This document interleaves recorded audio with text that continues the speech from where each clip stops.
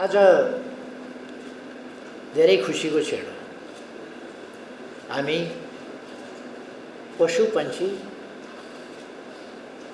मासु अंडा दूध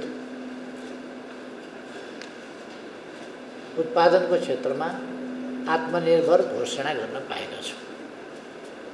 यो आत्मनिर्भरताको घोषणा हामी हाम्रो देशलाई एक क्षेत्रमा एक कदम अगाडि बढाउन सफल भयो भन्ने हो।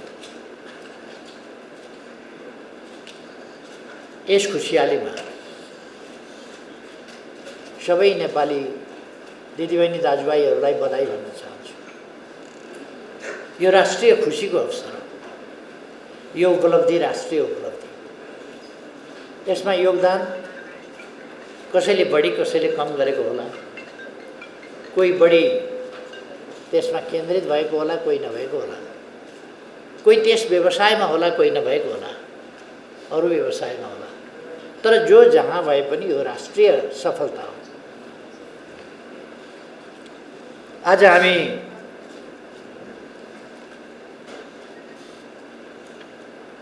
एउटा हाम्रो नारालाई सार्थक पनि पाइरहेका छौँ। हरेक दिन एक कदम अगाडि। हामी हरेक दिन जसो नयाँ नयाँ उपलब्धिहरू हासिल गर्दै नयाँ नयाँ उचाइहरू छुँदै अगाडि बढिरहेका छौँ। नयाँ नयाँ सफलताहरू प्राप्त गर्छौँ। हरेक दिन एक कदम अगाडि। हाम्रो तरिका त्यो हरेक दिन एक कदम अगाडि। देश हरेक दिन हाम्रो एक कदम अगाडि बढेको हुनुपर्छ। जहाँको त्यहीँ रहेको हुनुपर्छ। विकासको स्तरमा, शिक्षाको स्तरमा, स्वास्थ्यको स्तरमा, पूर्वाधार विकासको स्थितिमा, बाटाघाटा पुल यातायातको क्षेत्रमा, जोलुङ्गे पुलको क्षेत्रमा, हवाई जहाजको क्षेत्रमा, अरू विभिन्न क्षेत्रमा, आइटीको सेक्टरमा, डिजिटल नेपाल निर्माणको क्षेत्रमा अथवा अरू क्षेत्रहरूमा, ऊर्जा उत्पादनको क्षेत्रमा, पर्यटनको क्षेत्रमा, अरू क्षेत्रहरूमा, सेवाका क्षेत्रहरूमा, यी सबै क्षेत्रहरूमा हामी लगातार अगाडि बढेको र देखिने गरी अगाडि बढेको हुनुपर्छ। किनभने हामी एउटा स्ट्याग्नेसनको अवस्थामा पुगेको स्थिति होइन। हामी निर्माणकै क्षेत्रमा अब निर्माण भइसक्यो भन्ने अवस्थामा होइन। न्युयोर्कमा एउटा घर बन्यो भने, म्यानहाटनमा एउटा घर बन्यो भने अचम्मको कुरा हुन्छ। न त्यहाँ जमिन छ घर बनाउने, न बनाउने आवश्यकता छ। किनभने ठाउँ पनि छैन, बनाइसकेको छ। बाटो पनि नयाँ बनाउने ठाउँ छैन। पुरानै बाटो, पुरानै घरहरू, पुरानै भवन, पुरानै कार्यालय कुन फेरिन सक्छ तर भवन फेरिँदैन अथवा कन्स्ट्रक्सन वर्क कम्प्लिट भएको छ। रेल बन्ने ठाउँमा रेल बनेको छ, बाटो बन्ने ठाउँमा बाटो बनाएको छ, हवाई मैदान बन्ने ठाउँमा हवाई मैदान बनेको छ, अस्पताल भवनका ठाउँमा अस्पताल भवन, युनिभर्सिटीका ठाउँमा युनिभर्सिटी, कलेजका ठाउँमा कलेज, विद्यालयका ठाउँमा विद्यालय सबै बनिसकेको छ। तर हामी चाहिँ निर्माणको फेजमा छौँ, निर्माणको चरणमा छौँ। त्यसकारण हामी हाम्रो निर्माणको चरणलाई साधारण गतिबाट होइन, तीव्र गतिबाट अगाडि लानुपर्छ। आज त हाम्रा युवाहरू निर्माण कार्यमा बाहिर गइरहेका छन्। अब अरबको पनि निर्माण कार्य अलिक पछि टुङ्गिन्छ। हामी कतार हेर्दा हेर्दै कतार कस्तो भइसक्यो, युएई हेर्दा हेर्दै कस्तो भइसक्यो, साउदी कस्तो भइसक्यो। अब हामी खालि के भने बिक्ने भनेको केयर गिभरमा मात्रै भेट्छ। बुढाबुढीको सेवा गर्ने भन्ने कुरामा मात्रै, बच्चा हेर्ने कुरामा बिकौँला, बुढाबुढी स्याहार सम्हार गर्ने कुरामा बिकौँला। नत्र भने हामी वैदेशिक रोजगारमा पनि बिक्ने स्थिति छैन। जुन लेभलको हाम्रो शिक्षा र सिप छ, हाम्रो शिक्षा र सिप जुन लेभलमा छ त्यस स्थितिमा हाम्रो केही वर्षदेखि बिक्दैन। त्यो पनि थाहा पाउनुपर्छ। रेमिटेन्समा चल्छु, विदेश गएर कमाउँछु भन्ने भ्रम छोड्नुपर्दछ। र यो बिल्कुल गलत तरिका। विभिन्न कारणले प्रचलन छ र विभिन्न कारणले मान्छे जाने गरे, विभिन्न परिस्थितिहरू त्यस्ता बने। कहिले हिंसाले गाउँ छोड्नु पर्यो, हिंसाले गाउँ छोडेर सहर पस्यो, सहरमा पनि बस्न सकेन, विदेश भाग्यो। गर्दा गर्दा अब वैदेशिक रोजगारी हाम्रो सामाजिक जीवनको एउटा अभिन्न अंग जस्तो भयो, जसले मान्छेलाई बिगार्नुसम्म बिगारेको छ। अलिकति रेमिटान्स आउने बाहेक बिगार्नुसम्म बिगारेको छ, समाज बिगारेको छ, अनेक चिज बिगारेको छ। त्यसकारण त्यस विकृतिबाट उम्किन स्वावलम्बी देश बनाउन, आफ्नै देशमा रोजगारीका अवसर सिर्जना गर्न हाम्रो सम्पूर्ण क्षमता यहीँ गर्न।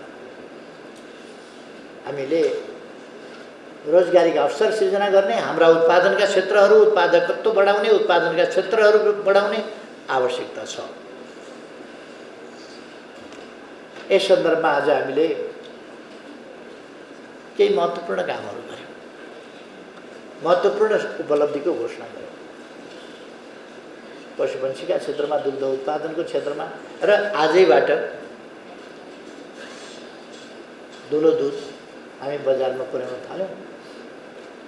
Dairy whitener, milk whitener, whitener भने त सेतो बनाउने कुरा हो, दुध हो कि होइन भन्ने कुरा चाहिँ यो नाम तपाईँहरूले कसरी राख्नुभयो, किन राख्नुभयो, अङ्ग्रेजीका पछि किन बुझ्नुभयो म बुझ्दिनँ।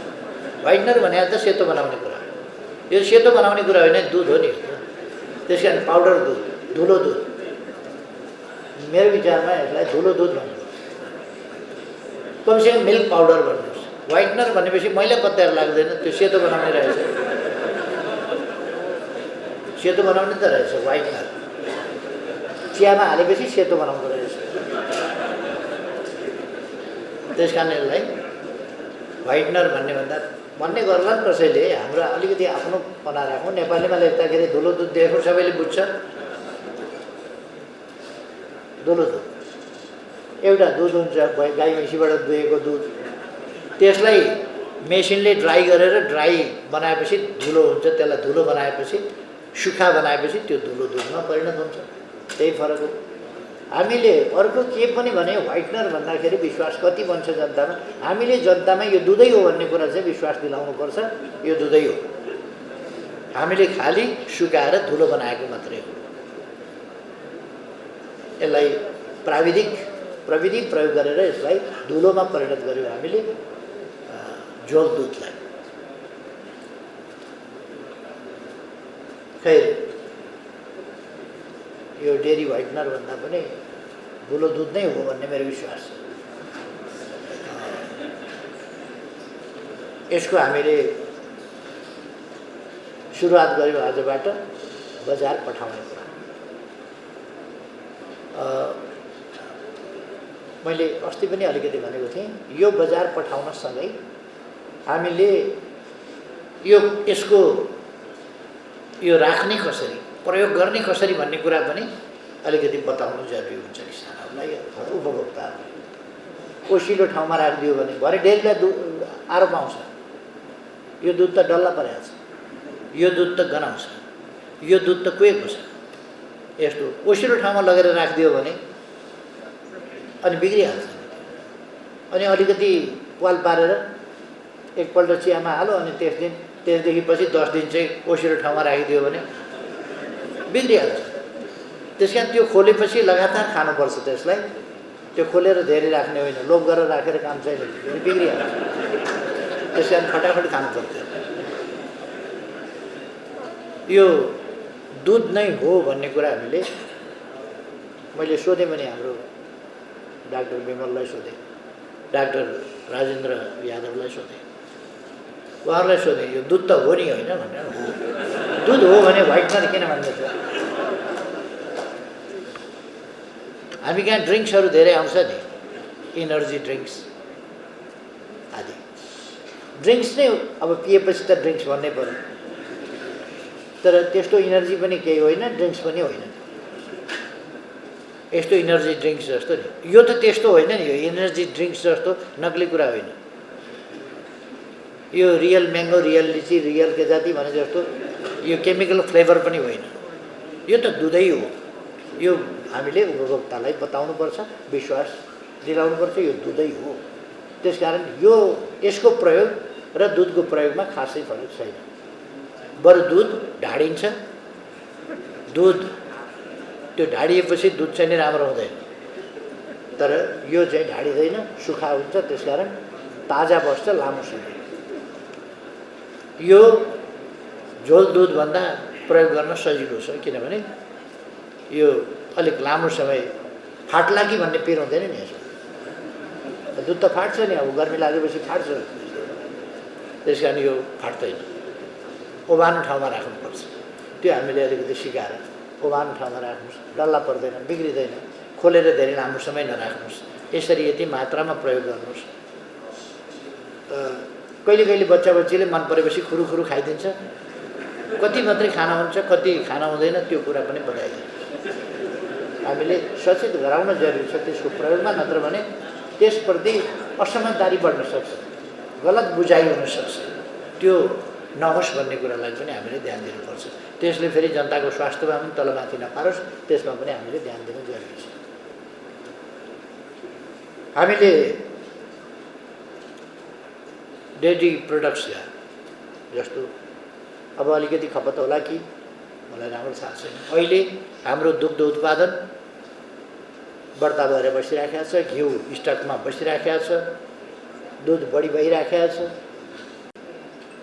यस चिजलाई हामीले दुधको अहिलेसम्म हामीले मान्छेहरूलाई दहीमा मात्रै बानी पारेको छ, बढी अलिक मोहीमा पनि बानी पार्नुपर्छ। यो गर्मीमा कहाँको ड्रिङ्क्स, मोही पो खानुपर्छ त। मोही खान छोडेर अनि इनर्जी ड्रिङ्क्स भनेको छ, के भनेको छ, नकली पानी, कहाँबाट बोकेर ल्याएको बासी पानी, त्यो खानुभन्दा त मोही कस्तो गजब हुन्छ। त्यो बताउनुपर्छ। यति दिनपछि आजको भोलि, आज र भोलि खाना हुन्छ, पर्सिबाट अमिलो हुनसक्छ।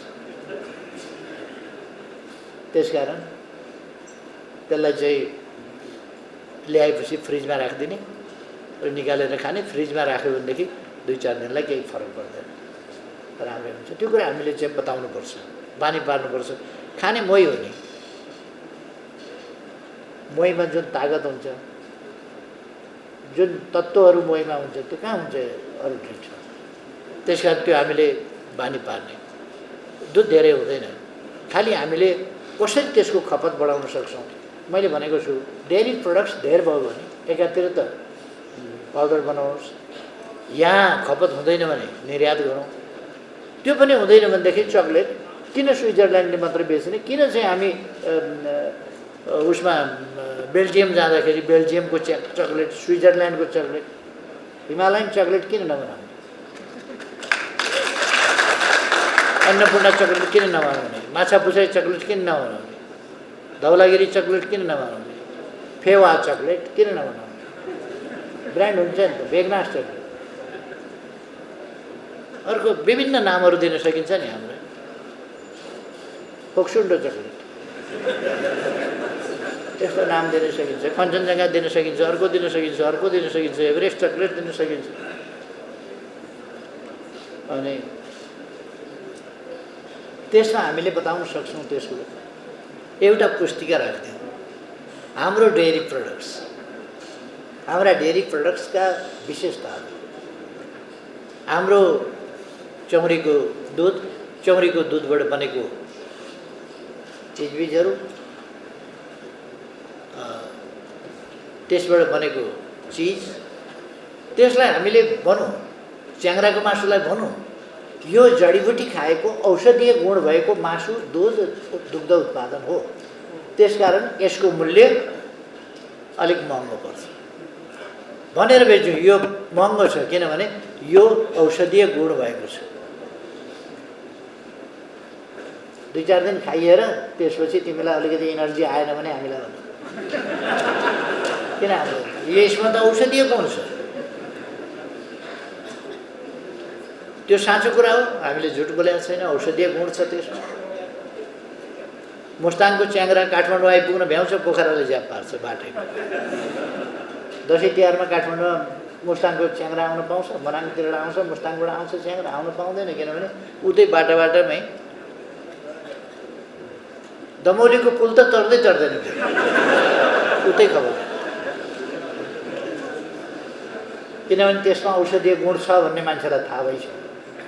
त्यसकारण यो चिज हामीले बिक्दैन भन्ने कुरा छैन, हामीले बेच्ने गरी उत्पादन गर्नु पर्यो, ठुलो स्केलको उत्पादन नभइकन बिक्दैन। ठुलो स्केलको उत्पादन लगानी भन्दाखेरि मान्छेले साधारणतया एउटा सोझो हिसाबले मात्रै बुझ्ने गरेको छ। लगानी भनेको पैसाको लगानी भन्ने मात्रै बुझेको छ।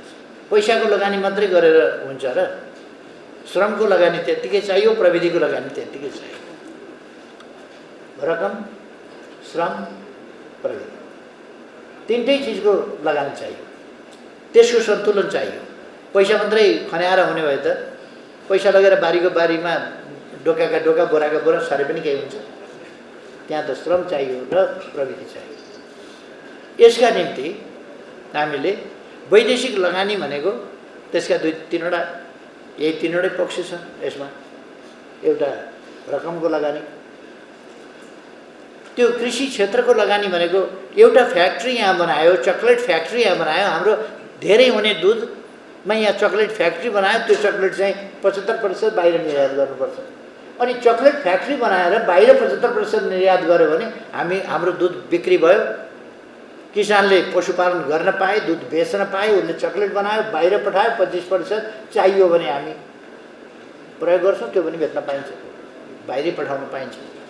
कम्तीमा पनि 75% त उसले बाहिर बेच्नुपर्छ भनेपछि अनि यहाँ चकलेट बनाएर हाम्रो खेर जाने, हामीले प्रयोग गर्न नसकिरहेको दुध हामीले देखेका छौँ नि त। किसानले डेरीले होइन मिल्क होलिडे बनाउनु, किनभने खपत गर्न नसकेर त होलिडे बनायो। मिल्कमा पनि होलिडे काहीँ हुन्छ? कुन दिन दुध आउने, कुन दिन शनिबार थाहा पाउँछ? भैँसीले शनिबार, गाईले शनिबार, कसरी थाहा पाउने? मिल्क होलिडे भनेको त धेर भएको न हो। हामीलाई धेर भएपछि किसानलाई पोखा भने न हो त्यो, अरू त केही होइन नि। किसानलाई पोखा भनेको हो त्यो। मिल्क होलिडे भनेको अरू केही होइन। हामी खपत गर्न सक्दैनौँ, पोखा। त्यही भने अलिकति भाषा अङ्ग्रेजीमा मिलाइदिएन हो त्यो मिल्क होलिडे भनेर। त्यस कारण यो होलिडे सोलिडे होइन, हामीले सदुपयोग गर्नु पऱ्यो नि। आफ्नो उत्पादनको खेर जानु भएन, सदुपयोग गर्नु पऱ्यो, अधिकतम सदुपयोग गर्नु पऱ्यो। हाम्रो आवश्यकता त्यो हो।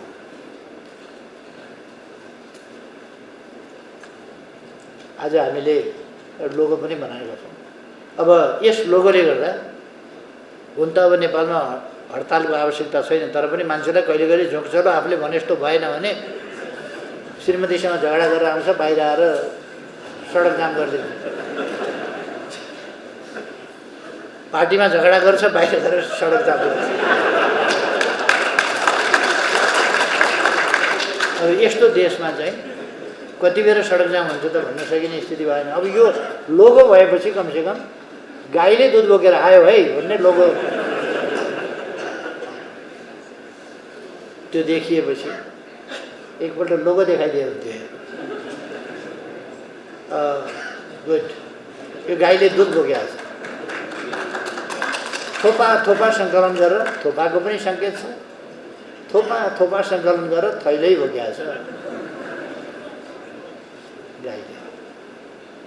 यो चिन्ह देखेपछि, यो चिन्ह हामीले चिनाउनुपर्छ सबैलाई, यो के हो भन्ने कुरा। जस्तो एस लेखेपछि हस्पिटल भन्ने जस्तै यो अत्यावश्यक सेवाभित्र पर्दछ। यो बिमारीलाई खुवाउने चिज हो, यो बालबालिकालाई खुवाउने चिज हो, यो ज्येष्ठ नागरिकहरूलाई, एकदमै वृद्ध अवस्थाका मान्छेहरूलाई, बुढाबुढीलाई, अरू खान नसक्नेलाई दुध खुवाउने चिज हो। त्यस्तो अवस्थामा पनि चाहिने र नहुने चिज भएको हुनाले यसको आवागमनमा कुनै प्रकारको रोकटोक हुनु हुँदैन भन्नका लागि हामीले अब लोगो पनि सुरु गरेका छौँ।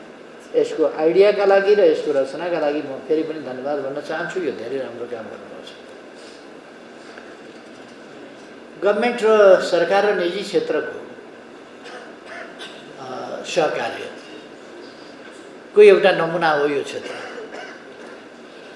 पशु पंक्षी मत्स्य पालन, दुग्ध उत्पादन। यो दुग्ध उत्पादन वास्तवमा सरकारी कुनै फार्म छैन। फार्म छन् त प्राइभेट छन्। अहिलेसम्म किसानहरूले या त एउटा भैँसी दुईटा भैँसी गरेर जोडेर तिनीहरूको दुध सङ्कलन गर्यो, किसान केन्द्रमा पुर्यायो, त्यहाँबाट डेरीलाई पठायो, आदिको सिलसिला छ। अघि हामीले देखेका थियौँ नि, साइकलमा बच्चा पछाडि राखेर एउटा भाँडोमा चाहिँ दुध अगाडिपट्टि राखेर एकजना महिलाले यसरी बच्चालाई पछाडि राखेर, अब एउटा परिवारको एउटा भैँसीको दुईटा गाईको त यस्तै हुँदो रहेछ नि, सानो सानो उसबाट बोकेर। तर यो सबैको फाइदा के छ भने एउटा उनीहरूले आफ्नो लेभलको आफ्नो क्षमताको रोजगारी पनि पाएका छन् र त्यसको उत्पादनको प्रत्यक्ष नगद फेरि उनका खल्तीमा पुग्छ। सोझै कृषि उपजको सोझै त्यो प्रतिफल चाहिँ तत्काल किसानले प्राप्त गर्छ। त्यसकारण यसले किसानहरूको दैनिक जीवनमा असर पार्छ, उनीहरूलाई क्रियाशील राख्छ, उनीहरूलाई रोजगारी दिन्छ। यो यति हो कि कहिले कहिले रोजगारी त्यो अर्धरोजगारी हुन्छ, कहिले कहिले आंशिक रोजगारी मात्रै हुन्छ यदि उसको क्षमताभन्दा कम मात्रै उसले लगानी गर्न सक्यो। र अब दुईटा बाख्रा पाल्यो भने त जीविका पनि चल्दैन, चारवटा बाख्रा पालेर जीविका कसरी चलाउने? यदि 50वटा बाख्रा पाल्यो भने उसको जीविका चल्न सक्छ, 100वटा बाख्रा पाल्यो भने नाफामा जान सक्छ। त्यस कारण त्यो त कति स्केल छ भन्ने कुरा। 100वटा बाख्रा पाल्यो भने उसले रोजगारी पायो, उसको आम्दानी भयो भन्ने कुरा बुझिन्छ। अब थोरै 20वटा बाख्रा पाल्यो भने 10वटा बाख्रा पाल्यो भने रोजगारी नै भएन जस्तो, त्यो मान्छे अल्मल्याउने अल्झिने काम मात्रै हुन्छ।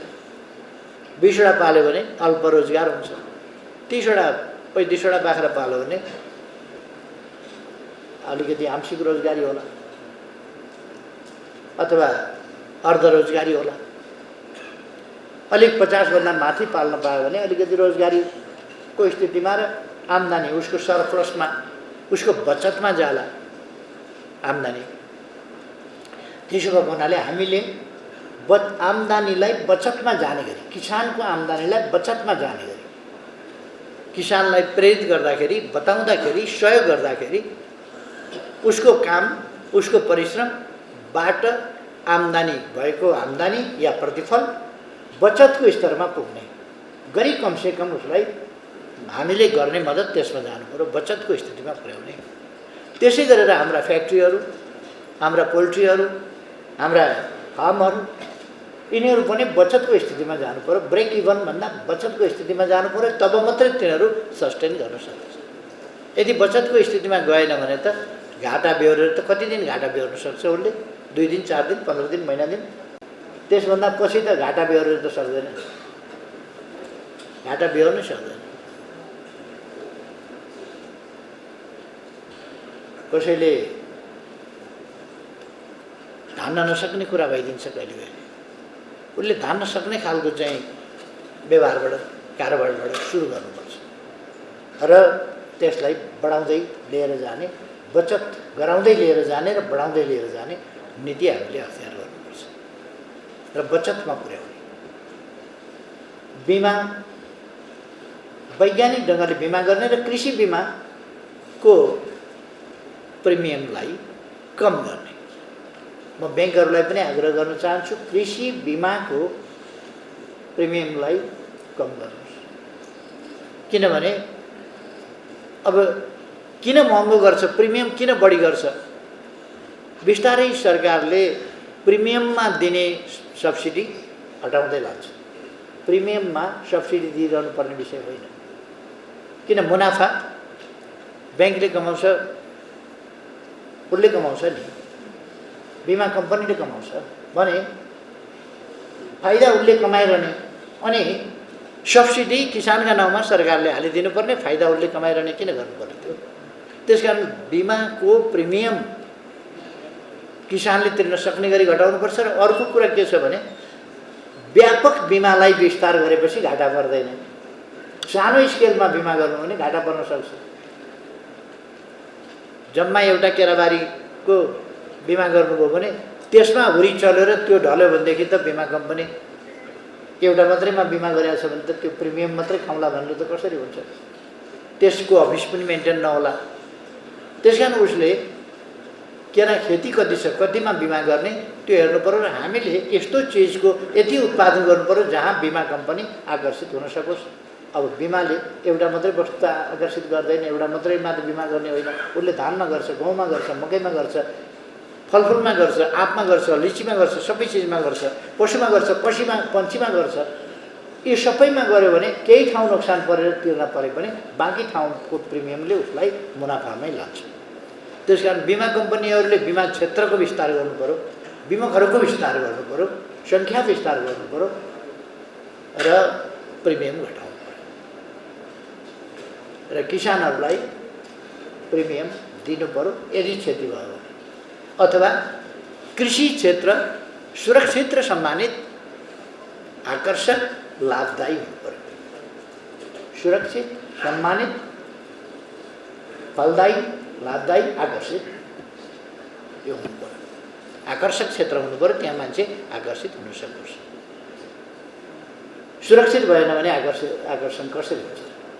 सुरक्षण गर्ने चाहिँ कसरी त, सुरक्षित बनाउने कसरी भन्दा बिमा नै हो। अब यस ढङ्गले हामीले यस क्षेत्रलाई अगाडि बढाउँछौँ। पशुपन्छीका क्षेत्र होस् र मन्त्रीजीले ठिकै भन्नुभयो, एउटा क्षेत्र पशुपन्छीको क्षेत्रमा, मत्स्य पालनको क्षेत्रमा, दुग्ध मासुको क्षेत्रमा, अन्डाको क्षेत्रमा हामी आत्मनिर्भर भएका छौँ। अब अरू क्षेत्रमा हामी जहाँ आत्मनिर्भर छैनौँ त्यतापट्टि हाम्रा प्रयासहरू केन्द्रित भएर अगाडि जानु पर्यो। यो आत्मनिर्भर भइसकेको क्षेत्रलाई घट्न दिनु भएन। जस्तो उत्पादक मित्रले भन्नुभयो, मकैको खेती गरिदिनु, घटमासको खेती गरिदिनुहोस्, हामी किन्न तयार छौँ, हामी दाना उत्पादकहरूले किन्छौँ र उचित मूल्य दिन्छौँ उहाँहरूले भन्नुभयो। अब त्यसो गर्दाखेरि सरकारले किसानहरूलाई प्रेरित गर्नु पर्यो कि तपाईँहरूको मकै बिक्री हुन्छ, उचित मूल्यमा बिक्री हुन्छ, परल मूल्यमा नोक्सान नपर्ने गरी बिक्री हुन्छ, त्यसको जिम्मा समर्थन मूल्य तोकेर सरकारले दिइदिनु पर्यो। सरकारले समर्थन मूल्य तोकेर लिन्छ। यसबाट कहिले कहिले घाटा परे जस्तो देखिएला, तर समग्रतामा भन्यो भने घाटा होइन, सरकारलाई पनि फाइदा हुन्छ। जनता रोजगारीमा व्यस्त हुन्छ, जनता उत्पादनमा व्यस्त हुन्छ, जनता बेरोजगार हुँदैन, ऊ रोजगार हुन्छ र उसको आम्दानी बढ्छ, उसको आर्थिक क्षमता वृद्धि हुन्छ। त्यसकारण हामीले यो आर्थिक क्षमता वृद्धि हुने गरी अगाडि जानुपर्छ र अगाडि बढ्ने हिसाबले काम गर्नुपर्छ।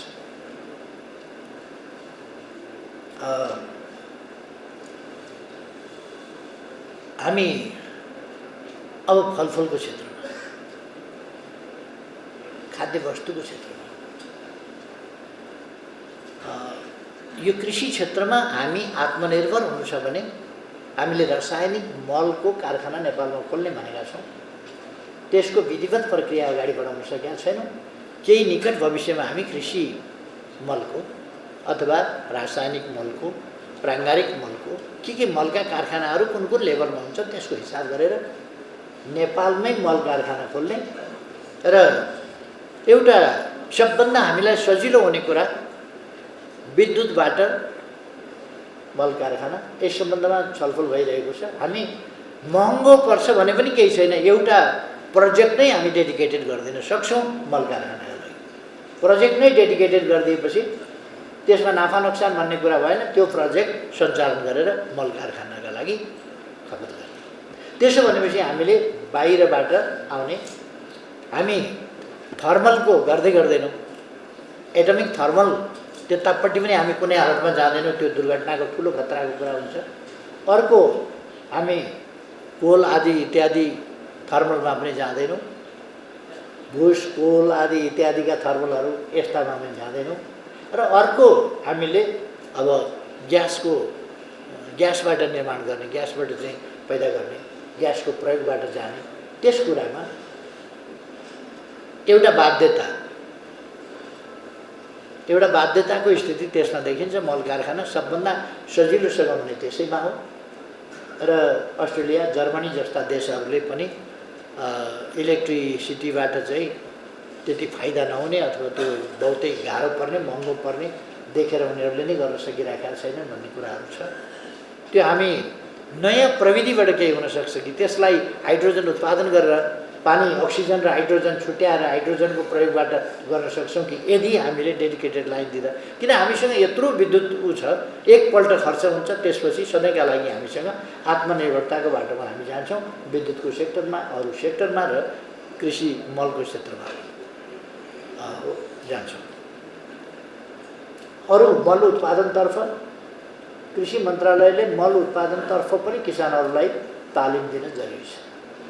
मल उत्पादनतर्फ पनि कसरी मल उत्पादन गर्न सकिन्छ, प्राङ्गारिक मल कसरी बनाउन सकिन्छ, पशुपन्छीको मलबाट प्राप्त हुने र त्यसबाहेक त्यससँग मिसाएर गरिने वा अरू प्रकारका चिजबिजहरू घाँसपातहरू सडाएर निर्माण गर्न सकिने, त्यसको छिटोभन्दा छिटो रोटेसनल ढङ्गले निर्माण गर्न सकिने के विधि हुन्छ र त्यसलाई बाली र बजारसम्म पुर्याउने के प्रविधि हुनसक्छ, यसतर्फ हामीले सोच्न जरुरी छ भन्ने लाग्छ मलाई। किनभने यो दुग्ध उत्पादनमा आत्मनिर्भर छौँ भन्नुको अर्थ पशुपालन हामीले राम्रै गरेका छौँ, अर्थात् कम्पोस्ट र प्राङ्गारिक मल निर्माणतर्फ पनि हामीले चाहिँ काम गर्न सक्छौँ। किन कम्पोस्ट मलको सन्दर्भमा हाम्रा स्रोतहरू भए र प्राङ्गारिकको सम्बन्धमा पनि स्रोतहरू भए। त्यसकारण यसलाई हामीले ध्यान दिने र सङ्गठित ढङ्गले लाने काम गर्ने। यसबाट अर्को काम पनि हामी गर्न सक्छौँ। यस सन्दर्भमा विद्युत उत्पादन पनि गर्ने र मल उत्पादन पनि गर्ने। त्यसबाट आफ्नो विद्युत आफैले आफ्नो फार्ममा, आफ्नो पोल्ट्रीमा, तिनीहरूमा आफैले विद्युत पनि उत्पादन गर्न सक्ने र त्यसबाट मल उत्पादन गरेर बिक्री पनि गर्न सकिने, त्यस्ता खालका कामहरू गर्न सक्छौँ। यो मल्टिपर्पस खालका आयोजनाहरू पनि हामी चलाउन सक्छौँ, पशुपालन आदि इत्यादि गरेर। त्यसको एउटा सर्कल पनि बनाउन सक्छौँ। यसको प्रयोग त्यसमा, त्यसको प्रयोग त्यसमा, त्यसको प्रयोग त्यसमा गरेर एउटा चाहिँ चेन पनि, त्यसको चेन अफ युज त्यो पनि हामी गर्न सक्छौँ। त्यसकारण चेन अफ युजमा पनि ध्यान दिएर अगाडि बढौँ भन्ने मलाई चाहिँ लाग्छ। मैले धेरै समय नलिउँ, यहाँहरूलाई साथीहरूलाई थाहै छ, हामी नयाँ नयाँ कुराहरू, नयाँ नयाँ चिजहरू गरिरहेका छौँ। हाम्रो युवा पङ्क्ति वैज्ञानिक खोज अध्ययन अनुसन्धानमा लागिरहेका छ। युवाहरूमा एउटा खोज अध्ययन अनुसन्धानको कामहरू, अस्ति 4-5 दिन अगाडि रकेटको एउटा परीक्षण गरे, 1.5 किलोमिटर जति त्यो रकेट गयो, तर त्यसपछि अर्को चाहिँ विस्फोट हुन सकेन। त्यसबाट त्यो एकदमै सफल भयो भनेर मानिएन, तर पनि 1.5 किलोमिटर माथिसम्म परसम्म त गयो नि त्यो। अथवा एउटा प्रयोग हाम्रा युवाहरूले गरे। हिजो मात्रै मैले नेकपा एमालेको हुनेवाला कार्यालयमा रोबोट सहित भने त्यो रोबोट आदि इत्यादि युवाहरूले गरेको खोज अध्ययन अनुसन्धानको प्रदर्शनी मात्रै हो त्यहाँ। त्यो उनीहरूले खाली भएको हुनाले भेन्यू रोजेका मात्रै हुन्, त्यहाँ रोबोट राखिएको अहिले होइन। किनभने अहिले हामीलाई रोबोट राखिहाल्न त्यस्तो आवश्यकता पनि छैन। रोबोट हामीले राख्ने भनेको जस्तो रेस्टुराँहरूमा, होटलहरूमा रोबोट राख्ने त्यो सुरु पनि भइसकेको छ र रोबोटले सर्भ गर्छ मान्छेले सर्भ गर्ने ठाउँमा।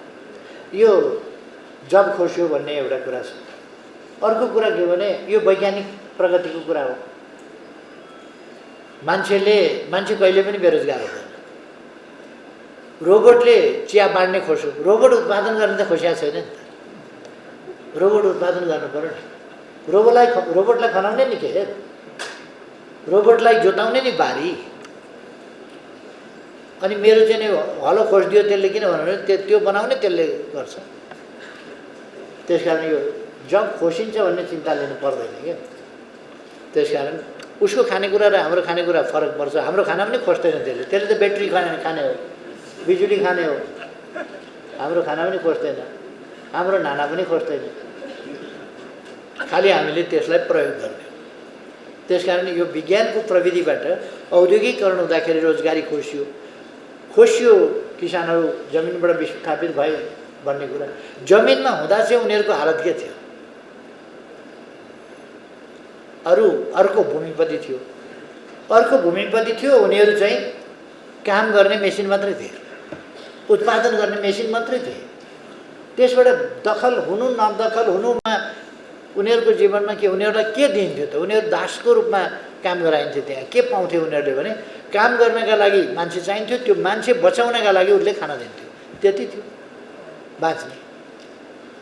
तपाईँले गोरु पाले जस्तै, गोरुले तपाईँको जोत दिन्छ, त्यस कारण तपाईँले खाना दिनुहुन्छ। गोरु दुब्लाउला भनेर डराउनुहुन्छ, किनभने जोत्न पऱ्यो नि, जोत्न लाउनु पऱ्यो नि, त्यस कारण गोरु नदुब्लाओस्। साह्रै माया गरे जस्तो लाग्दैन गोरुलाई। माया किन गर्नुहुन्छ भने नत्र जोत्दैन। जोत्नलाई तपाईँले गोरु बलियो बनाउनु पऱ्यो, गोरु चुस्त दुरुस्त बनाउनु पऱ्यो। हो मान्छेलाई त्यसै गरी व्यवहार गरिएको थियो, मानवोचित ढङ्गले होइन। त्यसकारण एउटाबाट अर्कोमा सिफ्ट हुन्छ।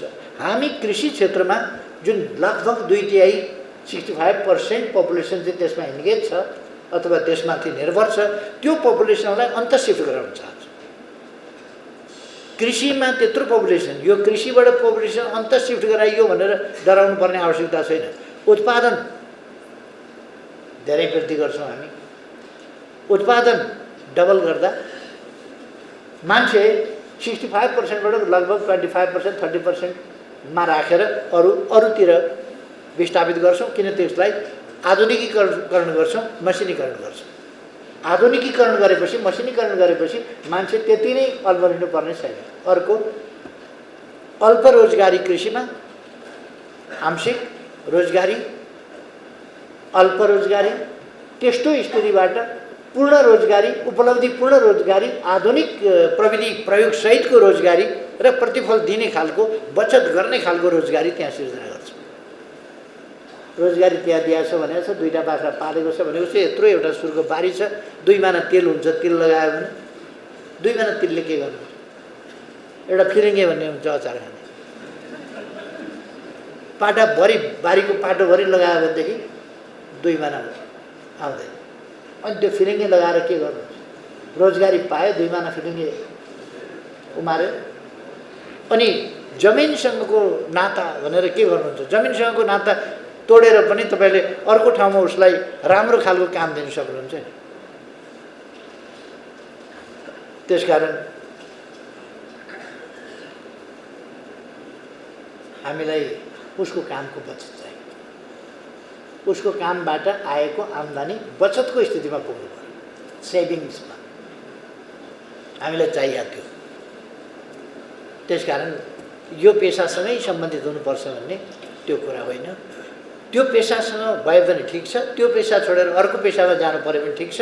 त्यस पेसा, हरेक पेसालाई हामी स्किल्ड ढङ्गले, दक्ष, त्यो पेसामा दक्ष, जुन पेसामा छ त्यो पेसामा दक्ष हुनु पर्यो। मलाई चाहिँ नि क्यामेरामा राखिदिनु भयो भने गतिलो फोटो आउला। त्यो तालिम प्राप्त मान्छे हुनुपर्छ, जानेको चलाउन, ह्यान्डल गर्न जान्ने मान्छे हुनुपर्छ। कसरी राम्रो फोटो आउँछ, एङ्गल कसरी मिलाउने हो, डिस्टेन्स कसरी मिलाउने हो, फोकस कसरी गर्ने हो, जुम कसरी सेट गर्ने हो, त्यो त जान्नु पऱ्यो, तब न हुन्छ। अब मलाई लगेर त्यहाँ राखिदिनु भयो भने हुँदैन। त्यसकारण हरेक ठाउँमा हामीले स्किल्ड म्यान पावर र प्रविधिको प्रयोग, अधिकतम प्रविधिको प्रयोग, अधिकतम दक्ष जनशक्ति, अधिकतम उत्पादन र राम्रो बचतमा पुगेको प्रतिफल, यो हाम्रो यस सम्बन्धमा नीति हो। फलफुलको सम्बन्धमा र खाद्यान्नको सम्बन्धमा, खाद्यान्न मात्रै होइन, खाद्य वस्तुहरू, खानेकुराहरू, यस सम्बन्धमा हामी वास्तवमा आत्मनिर्भर छौँ।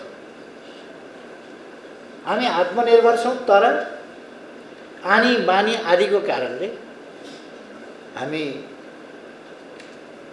भात धेरै खानुपर्ने, सब्जी कम खानुपर्ने। सब्जी खाउँ मजाले भने कसैले त किन्न सक्ला, कसैले किन्न सक्दैन, उत्पादन प्रशस्त छैन बजारमा। हामीले खाने आदत एकैचोटि भातबाट सब्जी धेरै खाने भइदियौँ भने सब्जीको सप्लाई नै पुग्दैन। अनि सब्जीको सजिलो छ, सब्जी सिम्पली दलहन आदि इत्यादि बाहेक ताजा हुन्छ। सागहरू यो ताजा सबै चिजहरू बढी ताजा हुन्छ। अरू चिजहरू त्यो ताजा चिज खान पाइन्छ। यतापट्टि हामी जान जरुरी छ। बोक्रा उक्काएपछि कुनै पनि चिज डेड हुन्छ। धानको बोक्रा उक्काउनु भएन भने त्यो सुकेको हुन्छ तर जीवित हुन्छ, किनभने त्यसलाई रोप्नुभयो भने त्यो त्यसबाट जीवन पलाइहाल्छ, बिरुवा पलाइहाल्छ। तर बोक्रा उकाइदिएपछि त्यो डेड हो। डेड चिज जति लामो समय राख्यो, ड्राई भए पनि डेड चिज इज डेड चिज। त्यस कारण त्यो त बिस्तारै त्यसको पौष्टिकता खत्तम हुँदै जान्छ। अब हामी अहिले कस्तो खान्छौँ भने यति लामा लामा सिता भएको चामल खान्छौँ नि हामी, त्यो चामलै होइन, त्यसलाई त पिठो पारेर अनि फेरि पेलेर चामलका जस्ता सिता बनाएर खाँदेर त्यसलाई बनाएको हो। 1 इन्च लामो धान कति देख्नुभएको छ तपाईँले? 1 इन्च लामो सिता हुन्छ भातको। यसै हामीले थाहा पाउनुपर्छ कि त्यो नकली कुरा हो। हामी त किसान हौ नि, हामी खेती गरेका छौँ। मैले त हलो जोतेको छु, धान रोपेको छु, धान लगाएको छु, बिउ छरेको छु, सबै गरेको छु। मैले मसिनो लगाएको छु, मोटा लगाएको छु, सबै लगाएको छु। क्या धान कस्तो हुन्छ भन्ने थाहा छ नि हामीलाई। त्यो त हाम्रो शास्त्रहरूले के भन्छ भने पहिलो वर्षको अन्न बिउमा प्राथमिकता दिनु, बिउका लागि राम्रो हुन्छ किन त्यो फ्रेस हुन्छ। दोस्रो वर्षको अन्न खानामा प्रयोग गरिसक दोस्रो वर्ष। तेस्रो वर्षको खाना भनेको त्यो अन्न भनेको चाहिँ होम होमादिलाई काम लाग्छ। खाना भयो होम होमादिलाई काम लाग्ने भइसक्छ। होम होमादिबाट पनि पल्लो छेउ त्योबाट पनि डिल कटिसकेपछि अनि लामो चामल भएर हाम्रोमा आउँछ मसिनो। होम होमादिलाई काम नलाग्ने भइसकेपछि ढुटो पिठो केराले खाएको सबै पिसेर अनि लामा लामा सिता बनाए। विभिन्न नाउँमा आकर्षक नाम हुन्छन्, लाल किल्ला, इन्डिया गेट, के जाति अरे यो कुनै सक्री चामल होइन। त्यसकारण मैले त्यो चामलहरूको फेरि व्यापारीहरूले भन्नु हाम्रो चामल माथि किन खेदो गर्यो प्रधानमन्त्रीले, होइन, मैले जनस्वास्थ्यको कुरा गरेँ। मैले जनस्वास्थ्यको कुरा गरेको, जनताको स्वास्थ्यका निम्ति त्यो चिज राम्रो छैन, त्यसमा पौष्टिकता हुँदैन। यसबाट सुगर बढ्दैन भन्छ, के चाहिँ बढ्छ, के छ र बढ्नु? त्यो न सुगर बढ्छ न केही बढ्छ, केही छँदै छैन। त्यसले खाएका बेला पेट चाहिँ अलिकति बढ्छ, खाएका पेटमा हालेपछि त भरिने भयो नि पेट, त्यो एकछिन भरिन्छ, तर त्यसमा केही पनि पौष्टिक तत्त्व केही पनि हुँदैन। हामीले ताजा खाने गर्नुपर्छ। यस वर्ष उत्पादन गर्यो, यसै वर्ष धान उत्पादन गर्यो, धान खायो, गहुँ उत्पादन गर्यो, यसै वर्ष खायो, ठिक छ। हामीलाई बिउका लागि राख्यो, दोस्रो वर्षभन्दा उता गएपछि त्यो सड्छ। अझ चामल बनाएर राखेपछि, बोक्रो छुट्याएपछि, हरेक चिजको भन्नुहुन्छ भने बोक्रो छुट्याएपछि त्यो चिज डेड हुन्छ, किनभने त्यो बोक्रो छोडाएको चिजले बिरुवा उत्पादन गर्दैन भनेपछि डेड छ। त्यो हामीले थाहा पाउनुपर्छ। बोक्रो हरेक सानो एउटा तिलको दानामा बोक्रो कति पावरफुल हुन्छ। उसले सुक्या हुन्छ तर आफ्नो भित्रको चिजलाई चाहिँ त्यसले जीवित राखिराखेको हुन्छ। त्यसले राम्रो उपयुक्त प्रकृति भेट्टायो भने, माटो भेट्टायो भने, उपयुक्त वातावरण भेट्टायो भने उम्रिहाल्छ। तर त्यसको बोक्रो बिगारिदिनुहोस्, भुट्यो भने, उसिनो भने, कुच्यायो भने या बोक्रो छोडाइदियो भने मर्छ। कुनै पनि फलफुलको बीज, कुनै पनि खानेकुराहरू भुटिदियो भने मर्छ, उसिनिदियो भने मर्छ। त्यस कारण त्यसपछि लामो समय राख्नु हुँदैन। त्यो मरेको चिज छिटै खानुपर्छ। मासु जस्तै हो नि, मासु पनि लामो समय राख्नु हुँदैन नि, काटिसकेपछि खाइहाल्नु, किन त्यो डेड भइसक्यो, नत्र बिग्रिन्छ। अब यो सुक्खा भएको हुनाले अलिक समय बच्छ। त्यसै कारण हामी फलफुलको ड्राई फ्रुट आदि बनाउँछौँ। त्यो त्यही सुक्खा भएपछि लामो समय टिक्ने भएको हुनाले स्लाइस बनाउने, ड्राई फ्रुट बनाउने त्यो कामहरू गर्छ। किनभने त्यो नत्र भनेदेखि त्यो चाहिँ डेड चिज चाहिँ लामो समय बच्दैन, सुक्खा गरेपछि मात्रै बच्ने भनेर। खै हामी हाम्रा खानेकुराका पानीहरू बदल्ने र हाम्रो जुन खाद्य वस्तुको उत्पादन छ त्यो हाम्रो पपुलेसनलाई पुग्ने गरी छ, तर हाम्रो गलत आदतले गर्दा अर्बौँको चिज हामी बाहिरबाट ल्याइरहेका छौँ। अर्बौँ, थोरै 2-4 अरबको हो र चामल मात्रै हामी 35 अरबको 40 अरबको कति अरबको दिन्छ चामल मात्रै। नेपाल जस्तो देशले, कृषि प्रधान देशले के प्रधान भयो? आयात प्रधान, किनेर खाने प्रधान। यो कुनै गौरवको कुरा होइन। त्यस कारण हामीले आयात प्रधान बनाउने होइन, निर्यात प्रधान बनाउनुपर्छ यस देशलाई। कृषि प्रधान हो भने पनि त्यसलाई आधुनिकताले थिच्नुपर्छ, प्रविधिले थिच्नुपर्छ। अब र मोडर्न एग्रिकल्चर त्यसमा जानुपर्छ। कृषि प्रधान हाम्रो ट्रेडिसनल नलेजलाई मोडर्न नलेजसँग, मोडर्न प्रयोग र परीक्षणहरूबाट आएका प्रतिफलहरूसँग हाम्रा पुराना ट्रेडिसनल नलेजहरूलाई, तिनीहरूलाई र हाम्रा सम्पदाहरूलाई, तिनलाई चाहिँ त्यसमा जोड्नुपर्छ। हाम्रो प्याटेन्टको क्षेत्रमा हामीले काम गर्नु छ। कृषि क्षेत्र प्याटेन्टको प्रश्नमा पनि सजग हुनु जरुरी छ। बागवानी, बोट बिरुवा, वन जङ्गल आदि इत्यादि यसको सम्बन्धमा यद्यपि वनको क्षेत्रमा कतिपय पर्छ, तर कतिपय फलफुल जन्य कुराहरू त कृषिको क्षेत्रमा पर्छ फेरि। त्यस कारण यो फलफुल र फलफुललाई, अब वनलाई कृषि वनको रूपमा, प्राकृतिक वनहरू छोडेर अरू हामी कृषि वनको रूपमा गाउँमा डेभलप गर्न सक्छौँ। वातावरणलाई पनि राम्रो। अहिले पनि हामी गर्वका साथ दुनियाँमा भन्ने गरेका छौँ, हामी 62% अफ आवर ल्यान्ड हामीले डेडिकेटेड गरेका छौँ दुनियाँलाई। वातावरणका लागि हामीले छुट्याएका छौँ 62% जमिन, 45% वन क्षेत्र, 17% हिमाल। 62% हामीले प्रकृतिका लागि छुट्याएका छौँ, वातावरणका लागि छुट्याएका छौँ, इकोसिस्टमका लागि छुट्याएका छौँ 65%। क्लाइमेटका लागि, इन्भाइरोमेन्टका लागि, इकोसिस्टमका लागि, नेचरका लागि छुट्याएका छौँ हामीले 62% हाम्रो जमिन।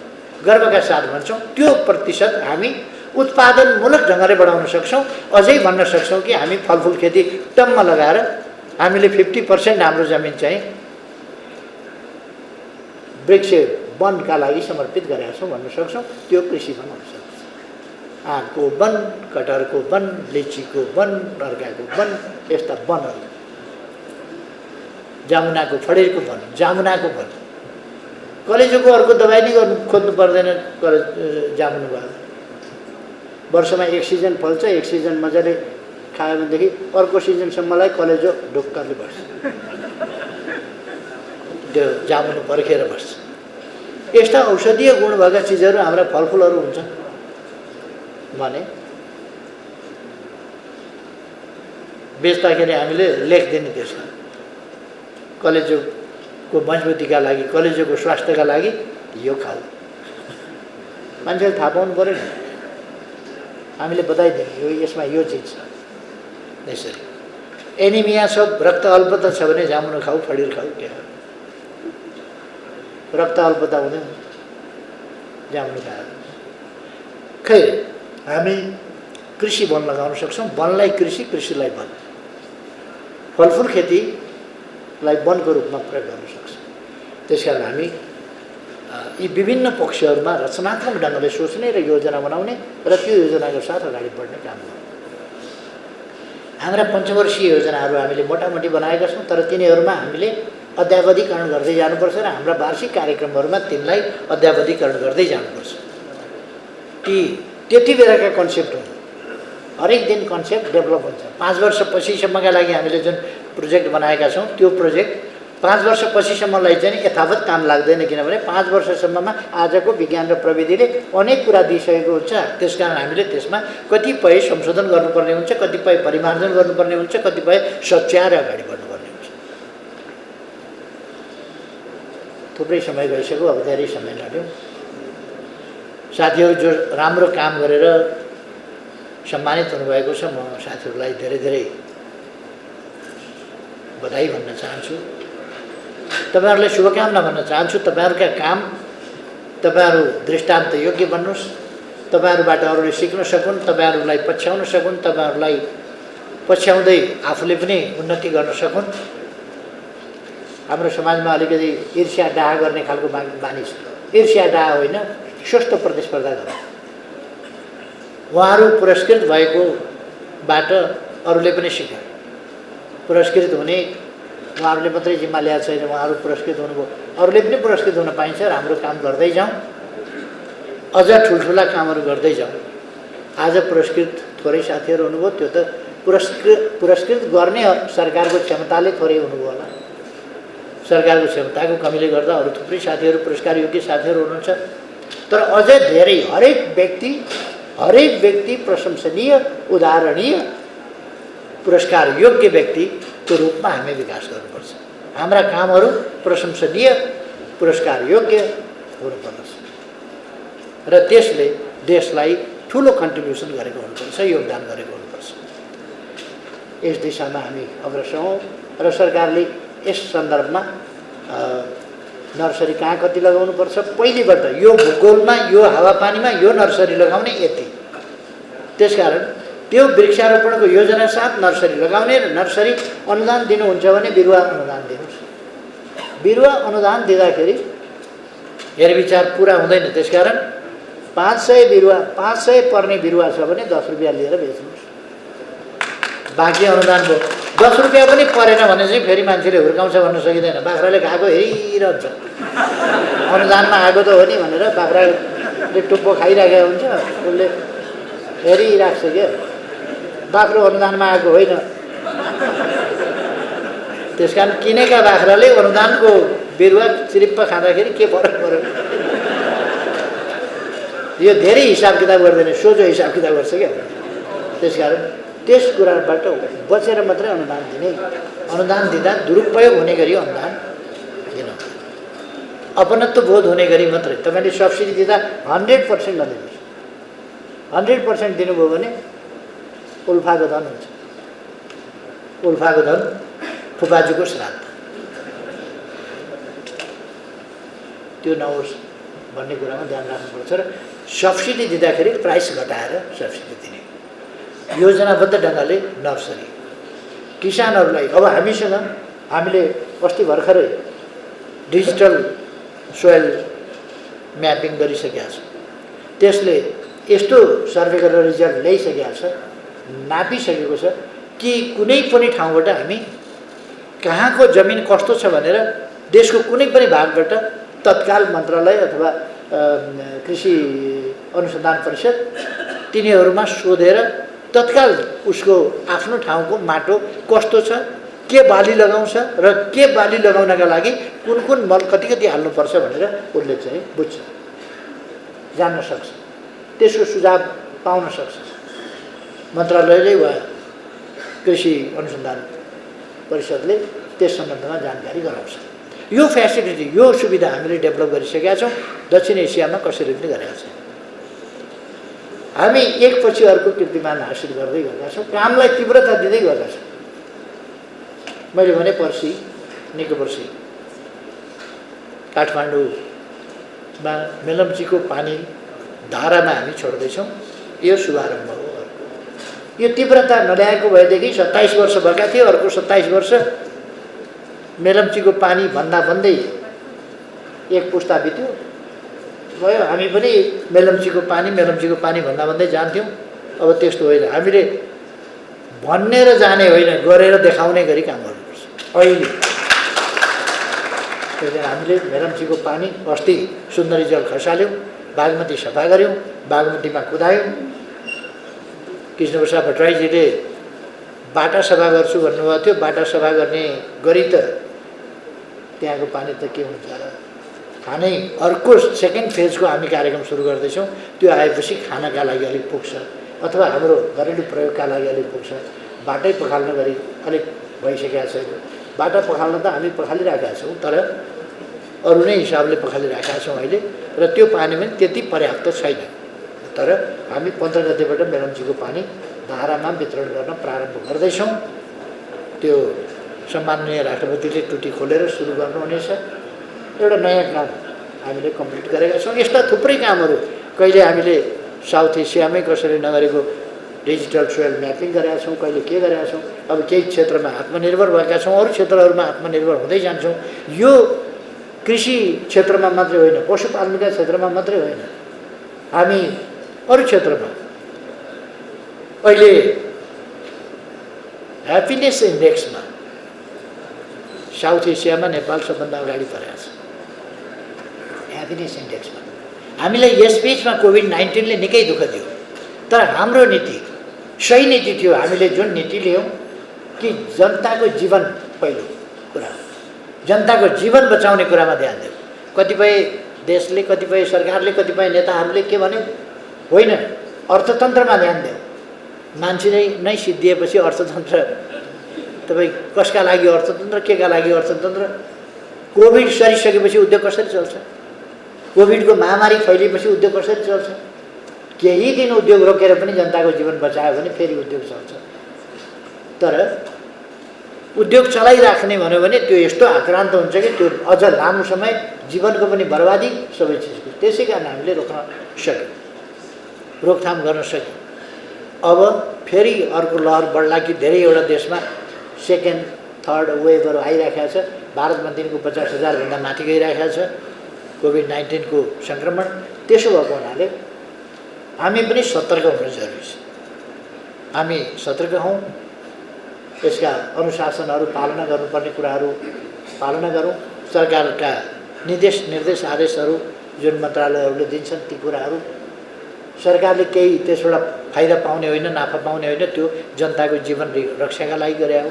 र हाम्रो जीवन पहिलो, लाइफ इज फर्स्ट भन्ने जुन नारा हो, जनताको ज्यान बचाउन केन्द्रित हो भन्ने नारा, त्यसले गर्दा हामीले अस्पताल पनि थुप्रै, क्वारेन्टिन थुप्रै, अरू आइसोलेसनका कामहरू थुप्रै, ती आइसोलेसन आदिका कामहरूलाई पनि हामी ध्यानपूर्वक राख्छौँ। अहिले 83 ठाउँबाट हामीले त्यसको राम्ररी उपचार गर्न सक्छौँ। स्वाब टेस्ट गर्न सक्छौँ 83 ठाउँबाट, पिसिआर टेस्ट गर्न सक्छौँ 83 ठाउँबाट, 300 ठाउँभन्दा बढी ठाउँमा हामी खोप उपलब्ध गराएका छौँ, लिन सक्छौँ देशव्यापी रूपमा। कतिवटा देशमा अझै सुरु भएको छैन। हाम्रो 18,000 माथिले भ्याक्सिन लिइसके, 18 लाखभन्दा माथि, 18 लाखभन्दा माथिले भ्याक्सिन लिइसकेका छ। त्यसर्थ हामी अगाडि छौँ। हामी जनताप्रति एकदमै जवाफदेही, एकदमै उत्तरदायी भएर काम गरिरहेका छौँ। र हामीले यस कुरामा हाम्रो सचेतनता, हाम्रो अभियान, एकताबद्ध अभियान, राष्ट्रिय अभियान, यसलाई सञ्चालन गर्नुपर्छ। म सबै साथीहरूलाई यही आग्रह गर्न चाहन्छु। देश बनाउने हामीले हो, जस्तो बनाइरहेका छौँ, जस्तो निजी क्षेत्र अगाडि बढिरहेको छ। निजी क्षेत्रलाई सहयोग पुर्याउने कुरामा सरकार निजी क्षेत्रसँग सहकार्य गर्न तयार छ र गर्छ। यसमा साथीहरू ढुक्क भए हुन्छ। र सरकार अहिले नबुझेर, मैले धेरै ठाउँमा भन्ने गरेको छु, ढुङ्गो टिपेर फालिदियो, जहाँ खस्छ मैले ती ताकेका थिएँ भन्ने कुरा गर्दैन सरकार। पहिले भन्छ हाम्रो टार्गेट, हाम्रो निशाना यो हो, हामीले तोकेका छौँ निशाना, समृद्ध नेपाल, सुखी नेपाली। हामी त्यहाँ पुग्न चाहन्छौँ, देशलाई त्यहाँ पुर्याउन चाहन्छौँ र सकेसम्म छिटो त्यहाँ पुर्याउन चाहन्छौँ। हामी अब एलडिसीबाट एउटा विकासशील देशमा ग्रेजुएसनका लागि सिफारिस भएका छौँ, अथवा योग्य छ भनेर सिफारिस भएका छौँ। त्यो भनेको हामी अब एलडिसी रहेनौँ भनेको। हामीले मापदण्ड पुरा गर्यौँ, शिक्षा, स्वास्थ्य, अनेक क्षेत्रहरूमा मापदण्डहरू पुरा गर्यौँ।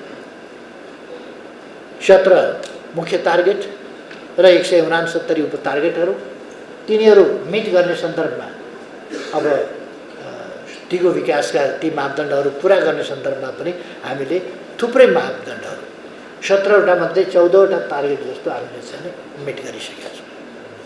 अब केही टार्गेटहरू बाँकी छन् जसलाई हामी 30 भन्दा अगाडि नै, यो कोभिडमा हामी केही अल्झिनु पर्यो, त्यसपछि अब हामी ती टार्गेटहरूलाई पनि मिट गर्नेछौँ। त्यसकारण एकदम आत्मविश्वासका साथ नेपाल यस्तो देश हो, विद्वान पुर्खाका सन्तति हौँ हामी, हामीसँग विद्वान पुर्खाको जिन छ, जेनेटिक मेमोरी छ, हामी छिटै सिक्न सक्छौँ, अगाडि बढ्न सक्छौँ। विभिन्न कारणले इतिहासमा हामी पछाडि पऱ्यौँ, अब पछाडि पर्दैनौँ, पछाडि पर्न मन्जुर गर्न सक्दैनौँ। त्यसकारण त्यस ढङ्गले अगाडि बढ्न म सबै साथीहरूलाई आग्रह गर्दै यस कार्यक्रमको आयोजनाका लागि यी सफलताहरू सेयर गर्ने पनि कुरा हो। सफलतालाई एकमुष्ट एउटा उचाइको रेखा कोरेर हामीले मार्क बनाउने कुरा पनि हो। त्यस कार्यक्रमका लागि माननीय मन्त्रीज्यू, सचिवज्यूहरू र डाइरेक्टरहरू, अरू यसमा लाग्ने सम्पूर्ण वैज्ञानिकहरू, डाक्टरहरू, इन्जिनियरहरू सबैलाई म धन्यवाद भन्न चाहन्छु जसले यसमा असाधारण कन्ट्रिब्युट गर्नुभएको छ र सबै साथीहरूलाई धेरै धेरै शुभकामना भन्दै आफ्नो मलाई टुङ्ग्याउँछु। धन्यवाद।